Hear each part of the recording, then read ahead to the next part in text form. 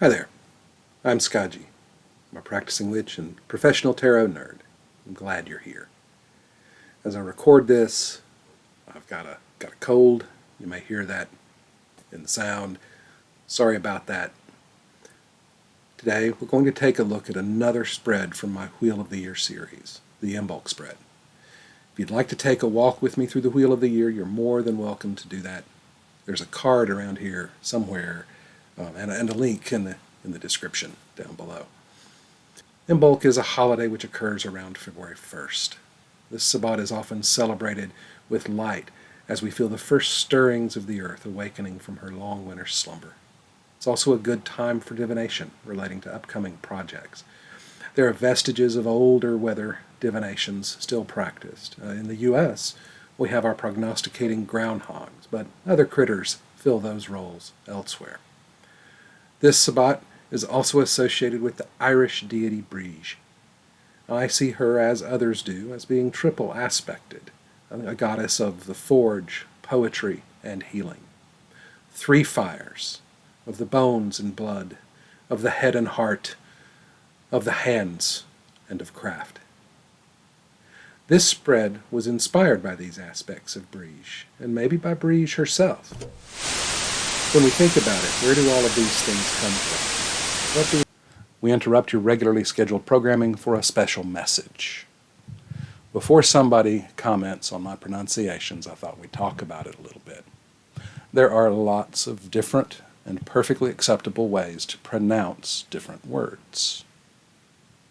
My pronunciations that I use are inspired by a couple of things. One is my effort to actually learn how to pronounce Irish words. But which ones do we use? Old Irish, Modern Irish, the anglicized versions. But the other thing that influences me is my own intuition. The way I do it just feels right for these names. Your mileage may vary. We now return you to your regularly scheduled programming. Out of his hole. It covers the time from the Winter Solstice and ending on Imbolc itself, and focuses on three fires of Brigid: healing, expression, and craft. I don't know about you, but when I'm sick, right now when I'm recording this, when I'm sick I notice is a general lack of energy, and I'm sure that's because my old body is focusing its efforts on fighting whatever bug I happen to have. The old chestnut is sick and tired, and most of the time, once I've kicked the bug, I feel re-energized. And that's the figurative interpretation I'm referring to here, re-energizing. Sometimes we all just need a recharge, and that boost to our energy is one kind of fire. We can do that in all kinds of ways. I get a recharge when I have a good discussion with folks. My son and many others get a recharge during a good game of D&D with their buddies. It can be time alone in nature for some, or an invigorating concert, or I could just go on and on. And maybe I already did, because I get a charge out of talking about this.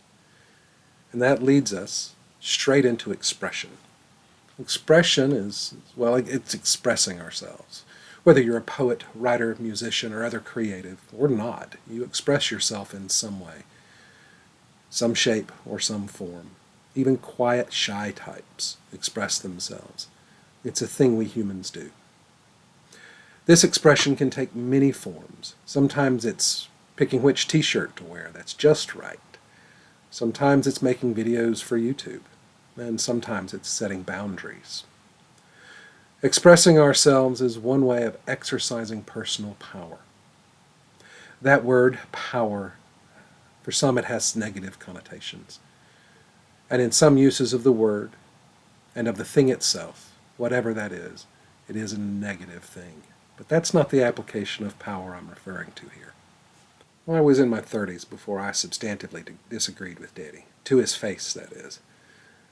We were working on installing a water heater in their house, and I had a different take on the project, and told him so. And damned if it didn't actually result in a constructive discussion. It had taken me years, and some therapy too, to get to a place where I could even conceive of directly disagreeing with Daddy. The Colonel was a good man, don't get me wrong. He, like all of us, had his own struggles. Anywho, by disagreeing with Daddy, I was exercising my own personal power. I was expressing myself. And when we express ourselves, it's our own kind of fire. Craft isn't just, well, crafts. I have some amazingly crafty friends. I'm a marginal crafter myself at best, but I enjoy it from time to time. But what I mean here by craft is doing. A buddy of mine has some skill as a blacksmith, and if you've ever had the chance to watch a blacksmith at work, it's neat. There is an art to what they do, and it is definitely a thing of doing.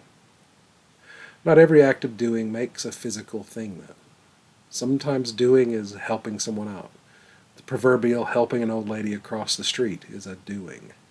Giving someone a needed hug is doing. Listening, when done well, is doing. In this spread, card 1 is the energy at the start of the season, beginning right after the winter solstice. It's our starting place. I talk a little about starting and ending points in my Wheel of the Year spreads in my video on the winter solstice spread. There should be a link in the description below, and might even be a card floating around here somewhere. Card 2 is a card of healing and re-energizing, pointing us at information on where we might, heal or recharge during the season. Card 3 is about expression, either creatively or personally. Card 4 is all about the doing, where we might need to take action or advice on how to take that action. And card 5 is the energy and where we are at the end of the season at Imbolc itself. And there you have it, the Imbolc spread. Now let's take a look at this spread in action. Today I'm using the Robin Wood Tarot. It's a deck I really enjoy. It's one of the decks I use with my clients. We're going to start here with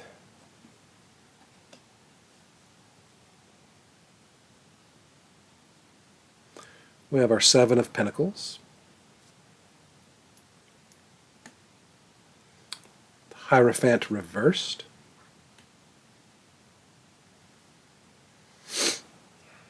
the Page of Wands, the Knight of Pence, oh my, and a 10 of Swords reversed. So with our starting energy, with our 7 of Pentacles, that earth element, fella's in the garden, he's taking a break, he's assessing what he's got going on. This can be seen as sort of a pause. That's kind of what we have with this. Take a breath, think things through, plan the next step. So it's a good starting place to be able to take a look at things, make decisions for the next step. For our re-energizing, the Hierophant is one of those cards that is sometimes difficult for folks. It can carry a lot of unnecessary baggage. But as a reversed card in this position, the way I feel this thing is, it's more like the way to re-energize is try coloring outside of the lines, thinking outside the box, doing some things in ways that we don't normally do, trying something new. With our expression card here being the Page of Wands, that Wands is fire, and the pages, like the teenagers of the tarot deck, they sometimes are impulsive, but they've got a lot of energy. So with this, as a way of expressing, especially paying attention to how that staff is glowing, just let it shine. Just speak out, express, just like a kid, freely. Here, with our doing, our action, with our Knight of Pentacles, this is a very practical, down-to-earth, sometimes slow expression of this earth energy, but it's thoughtful. And coming from this right here, we have that doing. Don't be in a hurry. Be mindful of the actions we take. Think outside the box. Let your freak flag fly, as they say. But we don't have to do it all at once. We can take care of things in a more leisurely fashion. The energy at the end of the season with this Ten of Swords reversed. That's one of the uglier cards in the tarot deck, but as a reversed card, it's we can think of it as a point where maybe we're beginning to pull some of those swords out. We're unpinning ourselves. We're freeing ourselves up of some previous energy that has held us fast. So there's our spread for the Imbolc season with our little demonstration. I hope you've enjoyed your time here today, and if you did, please do that likey and subscribey thing and maybe turn the notification bell on. I'm trying to do one of these a week. Again, I'm Skaji. Safe journeys.